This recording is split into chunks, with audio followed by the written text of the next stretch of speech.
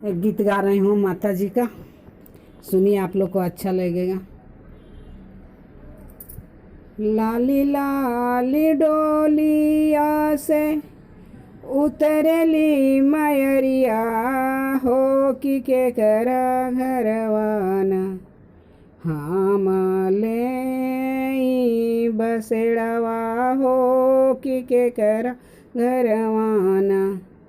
लाली लाली डोलिया से उतरे शीतला मैया हो कि के करा घरवाना हम ले बसेड़वा हो कि के करा घरवाना हम ले बसेड़वा हो कि के करा घरवाना।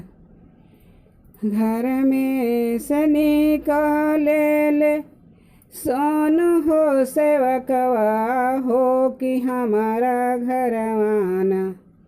घर में से निकाले ले सोन हो सेवकवा हो कि हमारा घरवाना। माई जी ले ना बसेड़वा हो कि हमारा घरवाना। माई जी ले ना बसेड़वा हो कि हमारा घरवाना। पौआ पखाई रानी मांगली असीसिया मैया कैसे जाइना। पौआ पखारी किरण मांगली असीसिया मैया कैसे जाइना। हम अपना ही घरवा हम कैसे जाइना। मैया अपना ही घरवा खाली कैसे जाइना। धन दौलत देवी बेटी लूटी पाटी होई है हो कि बिरना देबो ना। धन दौलत देबो बेटी लूटी पाट होई है हो कि बिरना देबो ना। तोहरो डोली के सिंगार हो कि बिरना देबो ना। तोहरो डोली के सिंगार हो कि बिरना देबो ना। आरती उतरली मैया मांगली असीसिया हो कि कैसे जाइना।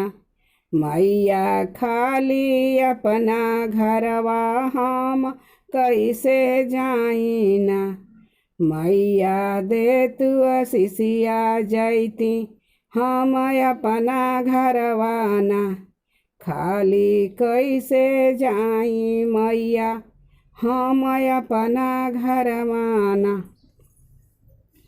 सोना चांदी देवी बेटी लूटी पाटी गई है हो कि हमहू देवी ना। तोहरो मंगिया के सिंगार माई दे बेटी हमहू देबो ना। तोहरो मुखवा के सिंगार बेटी हमहू देबो ना। घर बंगला देबो बेटी टूटी फाटी जाई है हो कि हमहू देबो ना। घर बंगला देबो हो बेटी टूटी फाटी जाई है हो कि हमहू देबो ना। तोहरो आचरा के सिंगार बेटी हमहू देबो ना। तोहरो आचरा के सिंगार बेटी हमहू देबो ना। तोहरो गोदी के सिंगार बेटी हमहू देबो ना। जय माता जी।